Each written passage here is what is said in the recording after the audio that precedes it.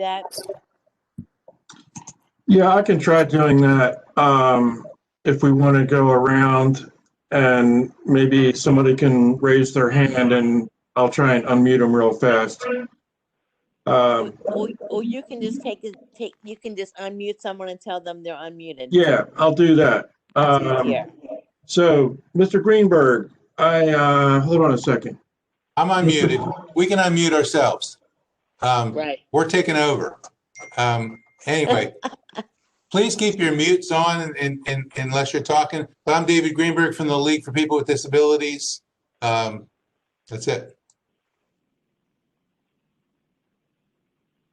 The Club 1111 is still going, right? Doug Smith.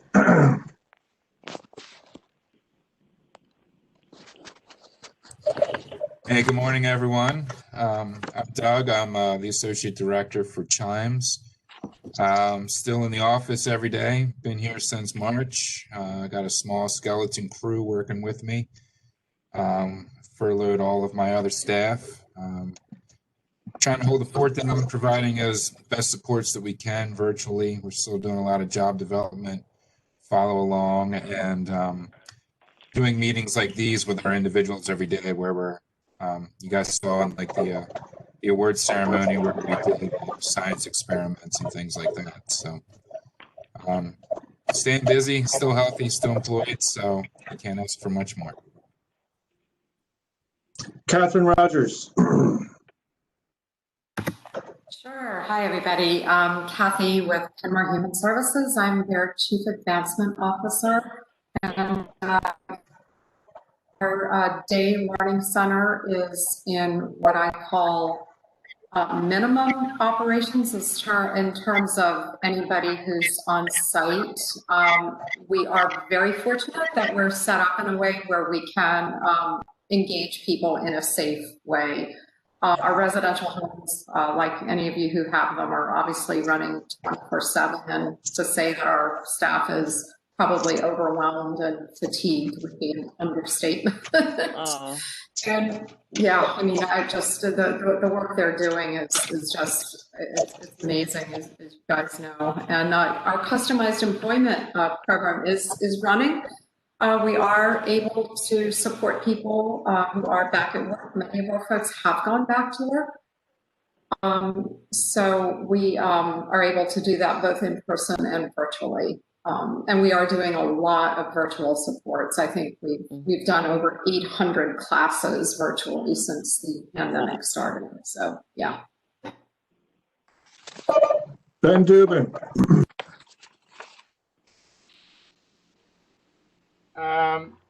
I'm Ben Dubin. I'm the vice chair of the commission for, I guess 20 years. Mary, I did not get a dog. That was an app that I got for the phone. You can put any animal you want in your room with you and say you've got a dog, or you got a cat, or you have an alligator. I was going to put a duck in my bathtub. I'll have to figure out how to do that. I've just been staying in place, shopping for food, bringing it back, cooking all kind of things, going out for dinner a few times and outdoor dining. Seen my daughter maybe 3 times in person in Washington, and hoping to get to Naples, Florida, the end of December.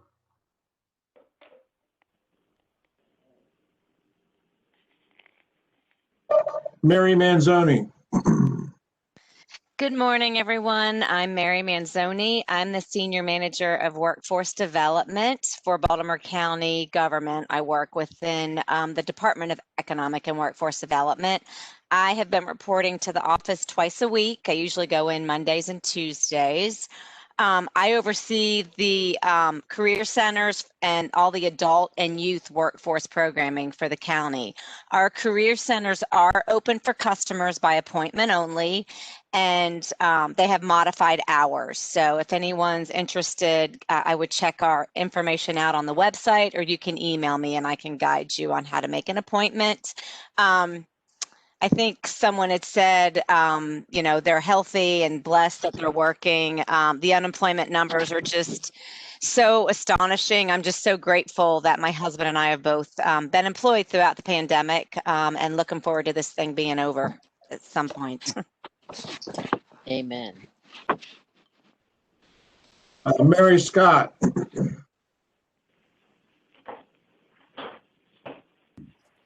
Hi, I'm talking to you from beautiful downtown Bowley's quarters.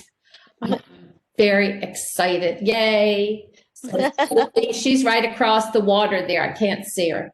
I'm very lucky to have a place to escape when my home or my family or both get to be too much. So Annie just laughed upstairs. She thinks that's a hoot. So Annie's been home with us since March 13th, and it looks like she'll be home with us for a good long while. And that's fine. That's working out well. We're all healthy.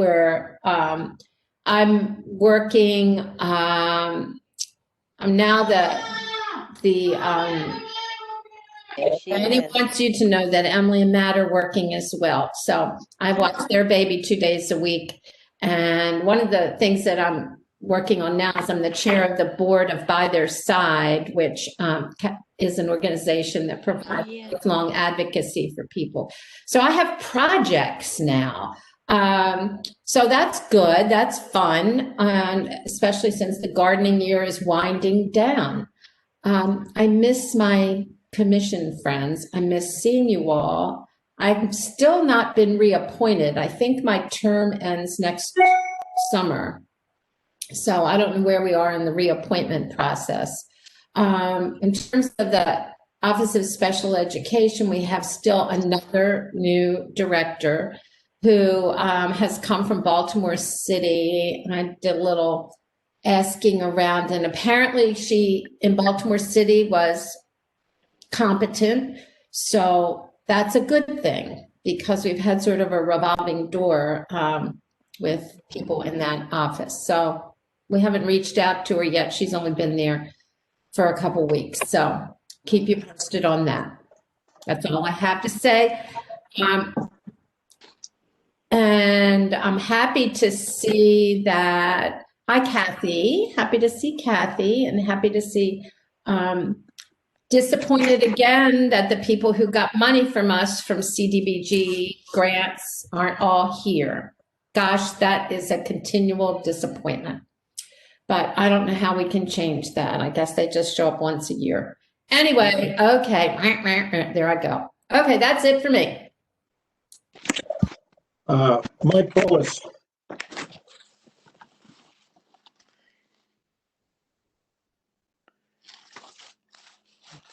You're muted, Mike.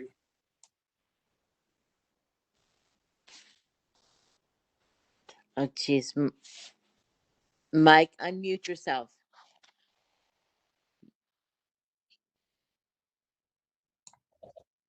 His mic's too big. Oh my gosh. Jay, can you unmute him? Mike, I've been trying to unmute you, but you are muted in the system.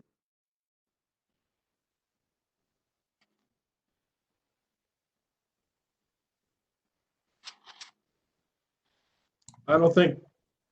Come back to him. Yeah, that's a good idea. Okay, Michael Tan. Yeah, I figured I'd be next. So I am Michael Tan. I'm the director of the Center for Alternative and Supported Education here at the Community College of Baltimore County. And I'm just pleased that we're in operation. Our single step program has been running classes consistently since we went virtual back in March, including we've got the full panoply of classes this fall. Not as many students signed up for our electives in the afternoon, but our English and math classes are full. And we are running our theater for advocacy and self-expression or self-communication, and our Your Money in Technology classes, which is nice. And we'll be virtual in the spring, especially after the New York Times article that came out. There was a couple of articles that came out recently, if you hadn't seen them, but the New York Times article in particular said that people with developmental and intellectual disabilities had 3 times the mortality rate of the general population. With that, I'm excited. We're going to expand programming. 2 summers ago, we started with a 2-week program to sort of bridge the gap between the spring and fall semesters with our English and math classes. We have now created that for January. So where we'd normally go on break midway through December until the end of January, we're going to have classes running our English, our reading and math, and then one fun class, an elective, building social skills through playing games and other things virtually. We'll be running the middle 2 weeks of January, and then we start our spring semester the last Friday in January.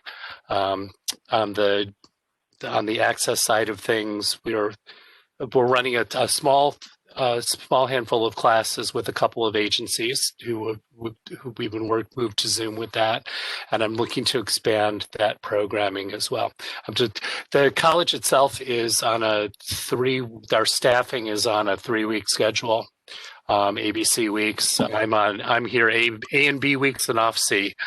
Because I don't have a lot of, I only have one other full-time person here, so we've got staff in the office, and we took our intake process virtual back in April. So if you have students looking in particular for a single step for the spring or next fall, please send them our way because we can do everything soup to nuts to get them into the program. Without having them physically in a building. Mm-hmm. Great, thank you so much. Julie Gaynor.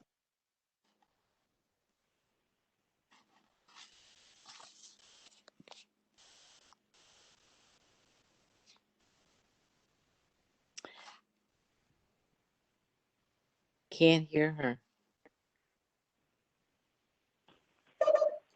Yeah, maybe Julie's connection doesn't have all the technology we need today.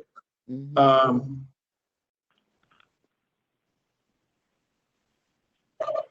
Carla, can you hear me? Yes, I can. All right. I'm Carla DiMendoza from Recreation and Parks, and we have just instituted as of Tuesday kind of a shutdown on our youth programs and indoor programs. We are allowing some socially distanced outside activities such as the nature centers, hikes. Our equine therapy program can go on as scheduled. We've got a couple of online classes. Our community theater program changed the dates of their program. It's supposed to be this coming weekend. Change it to last weekend, so they're able to get their show in. Everybody being socially distanced and masked up in the building. So that was awesome. A little less crowd than we're used to, but they're very excited to get the show off and not have it canceled again, which would have been the second show canceled in a row due to COVID. So we're kind of near the end of a little bit of the fall season anyway. A couple of things will happen in December, and then we'll probably gear up again in January. Looking maybe to start a musical sign language program online. I'm going to guess we're probably not going to be meeting indoors for a little bit. So that's pretty much TR. We're still going. I'm the only one in the office. I do come in about 2 times a week, maybe 3 times. So I'm trying to split 50-50 with going home, staying home, teleworking, and then also going to the office. That's pretty much us in a nutshell. Thank you. Santa Wallace. It's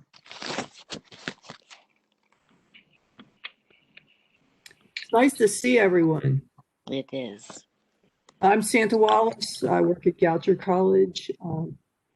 I'm still working from home since March 12th. And after 21 years, they moved me out of the Office of Community-Based Learning into the Office of Accessibility Services. So I'm learning a new job. Other than that, just staying well and trying to keep busy. By the way, Jay and everyone involved, the video was awesome for the Yes. awards video. You guys did a great job. Glad you liked it. So Brian Trees helped us with the video. He had an award candidate and we went and visited the commercial kitchen. So Brian Trees, what's up? Can you hear me, Jay? Yes. Can you hear me, Jay? We got you.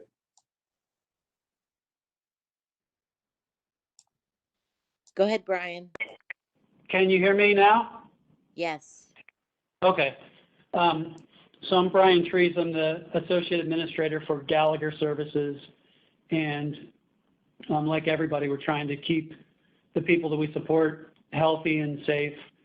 So we've taken a pause on our day supports with the exception of we're providing a fair number of remote supports using technology. So we usually have about 175 people participating. That's duplicated per week in our remote sessions. We redeployed our day program direct support professionals to help in our homes with the staffing and also just to do as much as we possibly can with engaging people since they've really been restricted to their homes for so long. And with our employment program, we have a small employment program, but we're doing the best we can to keep people employed, but we really only have a handful who weren't laid off. So that's kind of a summary of where we're at. And we do appreciate the grant this year. And also Jay and anybody else, I think the video turned out really, really nice. Thank you so much. Callie Malik, what's up with Callie? Hi, good morning, everyone. Nice to hear from everybody. I'm the retired from the Alliance Incorporated, 2007, and happily retired. And the Alliance initially started by Commission on Disabilities, and I'm a commissioner since the starting of the commissions, and almost 1993. Okay, so everything is good. Nice to hear. I'm time to time I see my grandchildren. I'm stuck in the home. I do walk a lot. I go Delaney, say track and field, walk there. Thank you so much, Callie. Tony Anthony.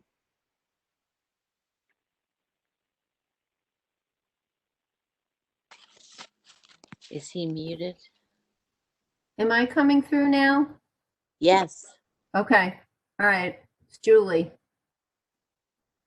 You can hear me now, Terry? Yes. Okay. Hallelujah. I switched some settings around and found the one that it likes. So do you want I'm me not seeing Tony Anthony. Maybe he tried to fix an audio, but he disappeared from my screen. Right. Go ahead, Julie. I'm Julie Gaynor, and I'm on the other side of the water with Mary, and have been busy babysitting our grandson, so that's been a real treat. And keep busy with the Chesapeake Gateway Chamber of Commerce, and thank you to Mary and Mike for participating in our recent Passion for Partnerships event. It was nice to have the commission represented and to see Mary in a different role. And we're all fine. We're healthy and happy, and we have a daughter-in-law who's in the emergency medicine doctor, so she's right in the throes of everything, and so far they've been healthy. And our son is serving, working home PT and doing some post-COVID patients and things. So far everybody's healthy and happy and employed, and we're looking forward to a small Thanksgiving gathering with our two sons and their families at our house. And we'll be Zooming with relatives here, there, and everywhere. So good to see everybody. And one of these days we'll all be together. Thank you, Julie. I I think we've done well with our introductions. Does anybody, do you think I missed anybody, Terry? Can Mike Bullis, Mike, can you hear us? I don't know. Can you hear me now? Yes, we can hear you now. Go All ahead. right. I'm going to register this complaint. Oh, shoot. Oh, Christ.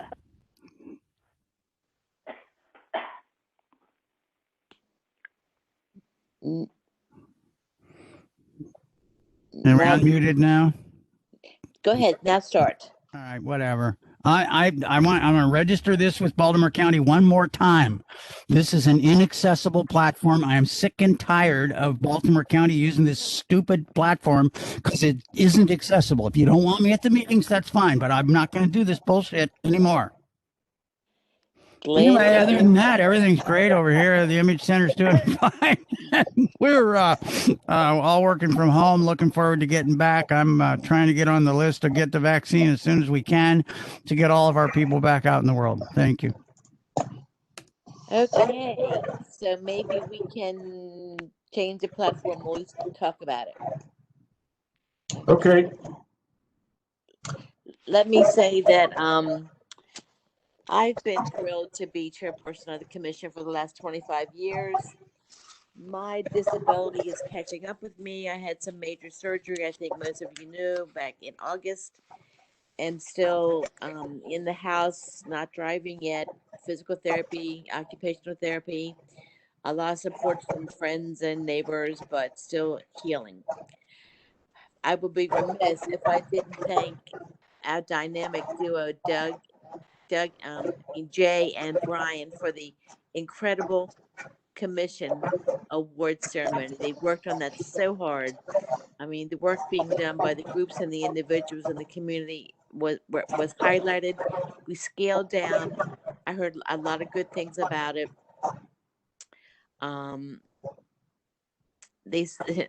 Brian sort of became Jay's sidekick, and that was sort of fun. So I know that the hours that both of you put into making this certain they didn't miss anything. The virtual awards ceremony was wonderful. I was thrilled to see the people and the organizations recognized. The county executive did a great job. Kathleen Cairns looked like she was going to the prom. If you haven't seen it, people can still see it, can't they, Jay? Yes, they can. Yeah. If you haven't seen it, I really think that you should take the opportunity to do that. So let's move on to some business real quickly. Jay, do you want to report on the capital grants? Yes.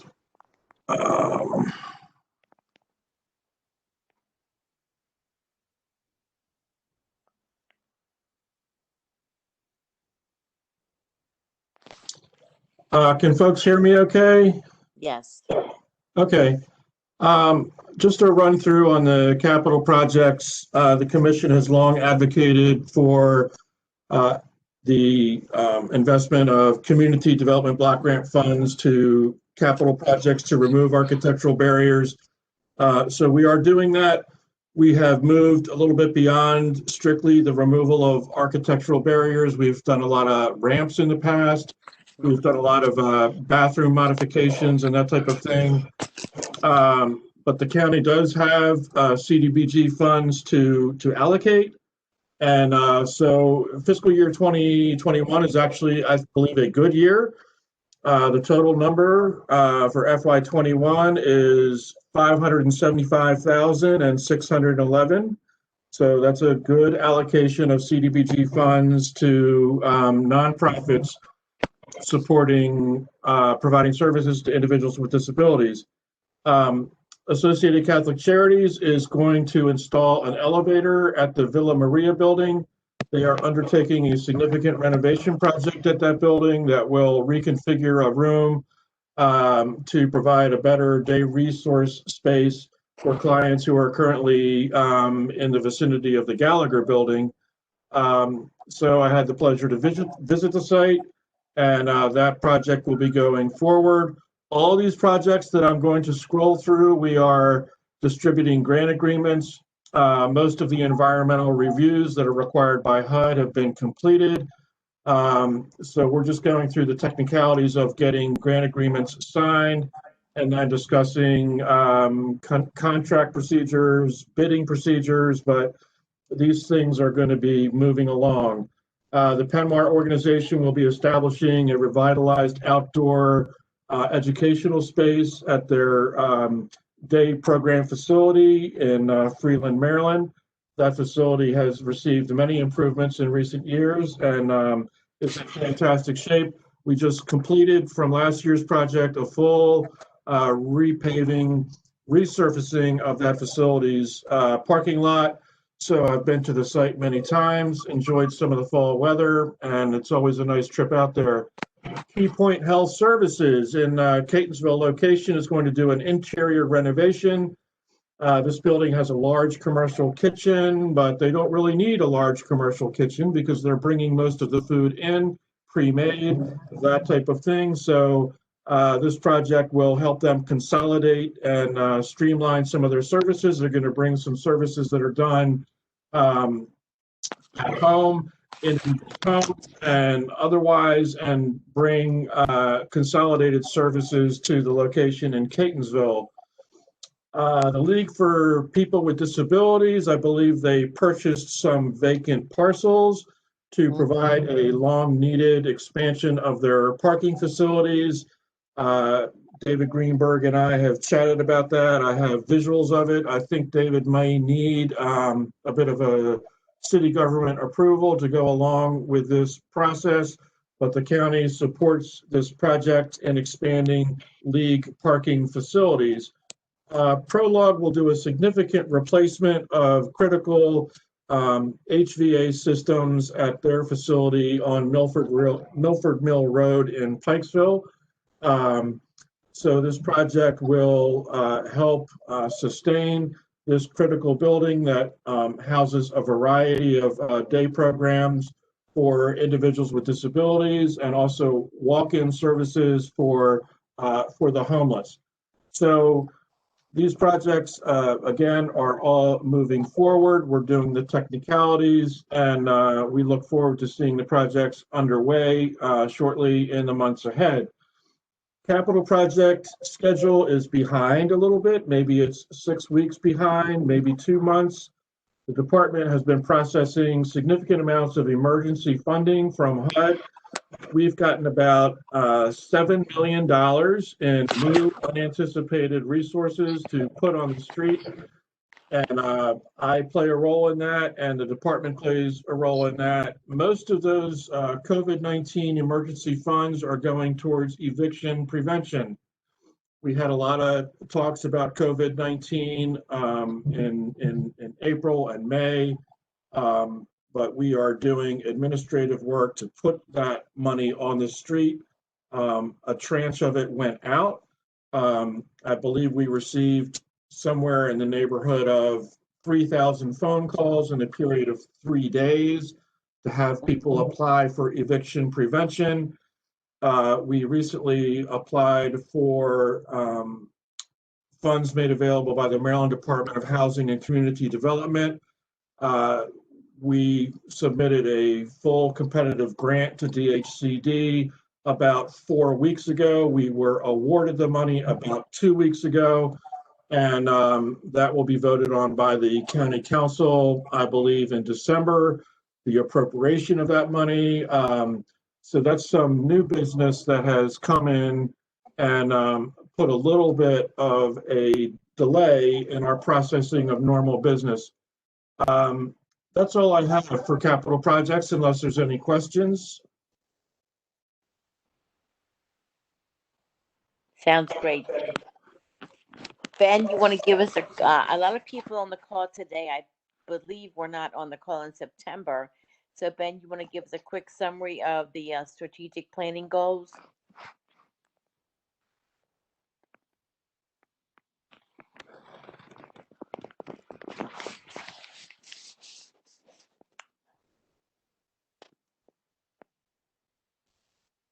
Ben, you're muted.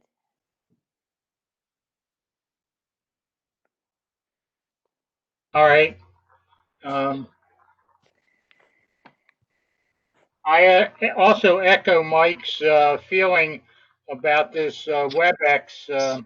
I just don't find it as easy to navigate as other systems. So we definitely need to look at something which is a little better that will accommodate everyone's needs.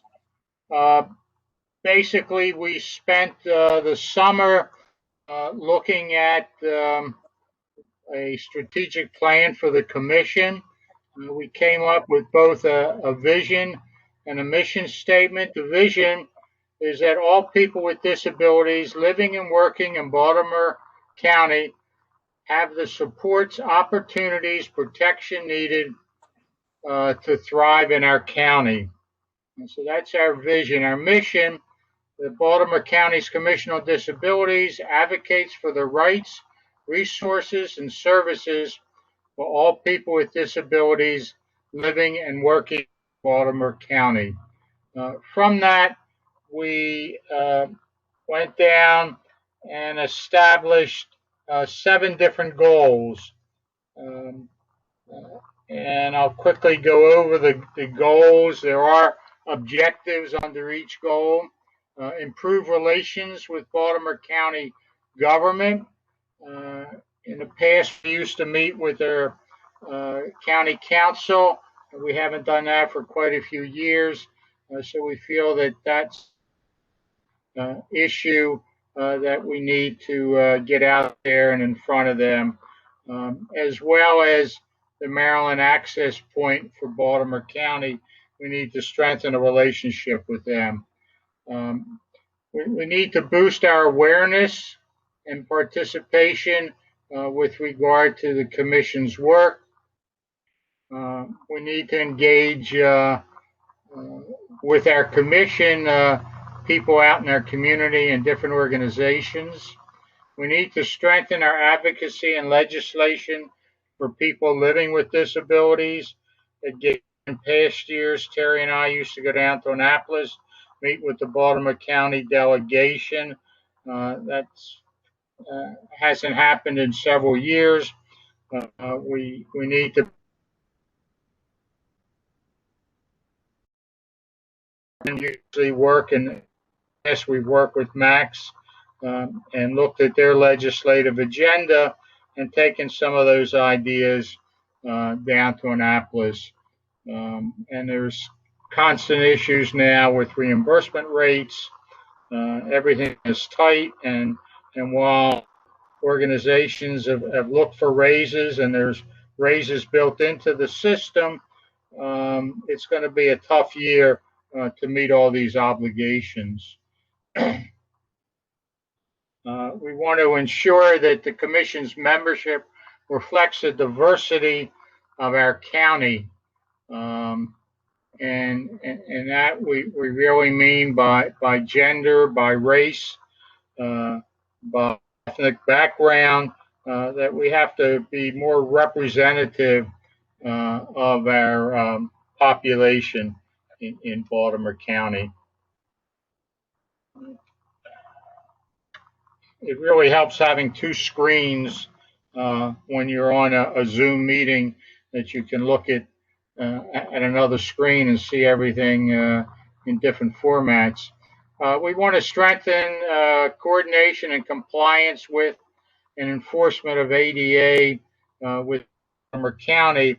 I've, I guess, almost a one-person band been on the backs of several county officials, one former commissioner who works with enforcement, and seeing that we have proper parking lots, that our sidewalks meet ADA specifications, that they don't have more than basically a quarter of an inch height differential between blocks, and there's no more than an inch space between blocks. So as trees get old in neighborhoods, they raise sidewalks and makes it very difficult for individuals who have mobility issues to navigate through our sidewalks. So we need to be more cognizant of this, and we need to develop a relationship with code enforcement to be able to get these items corrected where they need to be corrected with regard to signage is simple. It's a sign that says no parking in this area, an access aisle, a fine on the sign, and a no parking access aisle sign. It's not that difficult. It's not rocket science.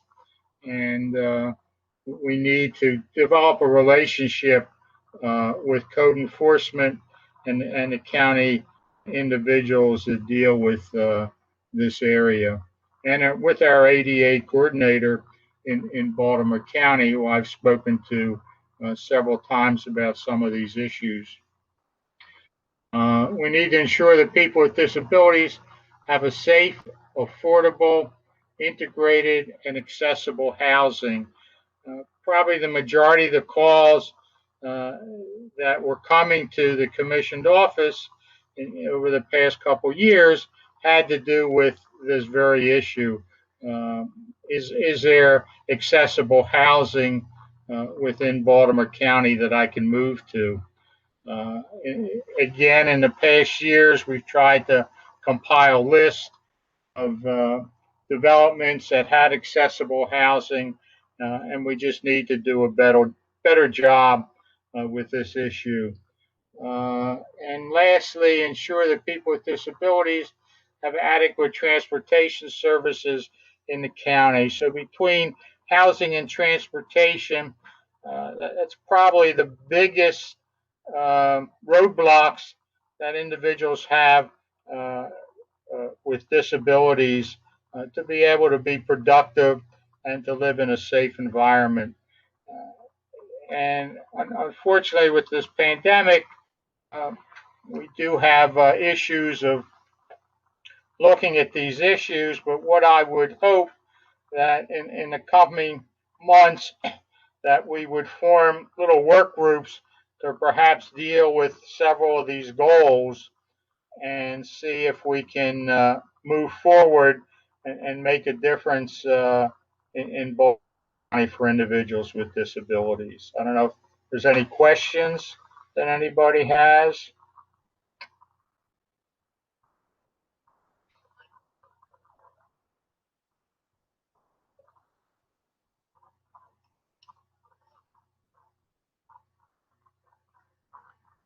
I don't. This is Carly. Ben, I think that is a good report, but how you going to do it and timetable and who are the people who are going to do all these things? I think that's the things that we want to break down into maybe subgroups, which is harder to do when we're doing things virtually. But I believe a summary of strategic planning went out. And I think that basically we need to ask people, what area of interest they are able to participate on as far as improving some of our things for the future. I think what we might want to do with regard to this is perhaps send out a worksheet that lists goals, and everybody would sign up under one of these items or two of these items and get it back to Jay. Then we can kind of collate all these responses and set up these work groups as we move forward. It's going to be a little challenging because of the pandemic, but a lot's been accomplished over these web meetings and the like. And that's the way of life that we're going to have to really work with until it's safe for everybody to get out and be together again. One thing I did not put on the agenda was that each council person is supposed to have a representative from their area. We don't have that now. I think it can probably work with Ben and Jay on this. Jay, you also had some other suggested changes to the website. My thinking at this time is that we should definitely refresh and edit the website. I'm going to try and stop some noise. Okay.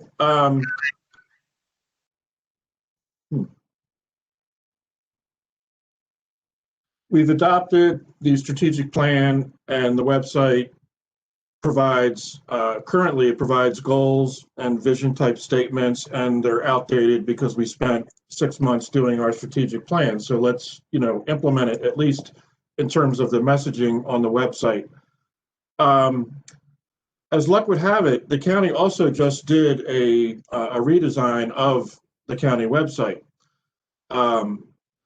But I think what I'd like to do is suggest that the group of individuals that worked on the virtual awards program, that we transition to just be a communications subgroup, public relations type subgroup. And what I'd like to do is bring specific suggestions and do a editing session on the website to a smaller group of about 5 people.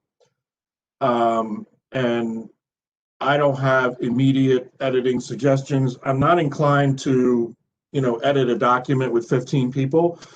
I'd like to work with a tighter group and then have, the 5 or 6 of us present to the full commission, and try and lay it out with some consensus behind it.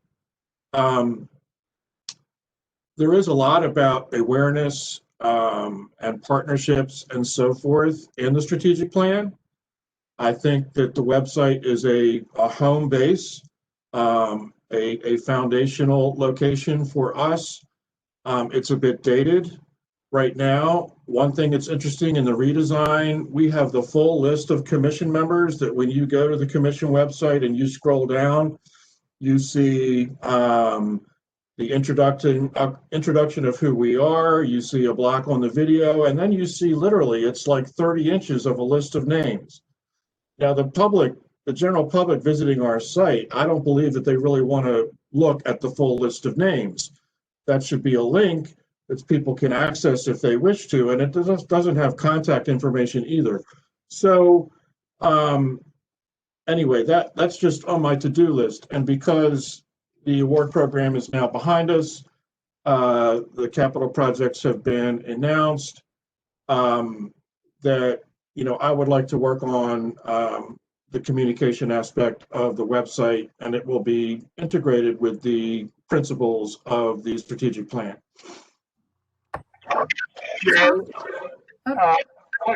What I found actually in the last day or so with 2 other organizations that have had meetings that I've participated in and came up with new websites. The one question I asked them all if they were what's called 508 compliant, which is the federal law dealing with compliance of websites. And some organizations are not required to be 508 compliant. I think whether Baltimore County's website is required or not required, we need to ensure that it is compliant so that individuals with disabilities have full access to the site, and that all videos put up on the site have to be captioned. The color scheme has to be such that somebody who is colorblind can discriminate the colors and read the screen, as well as the screen be readable for somebody with a sight impairment.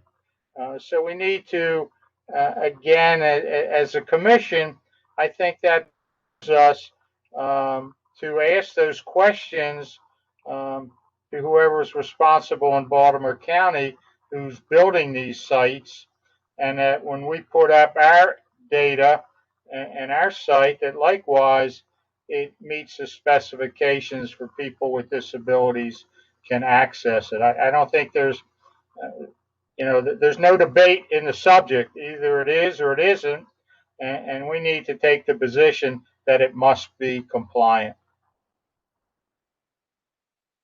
We'll have to look at that.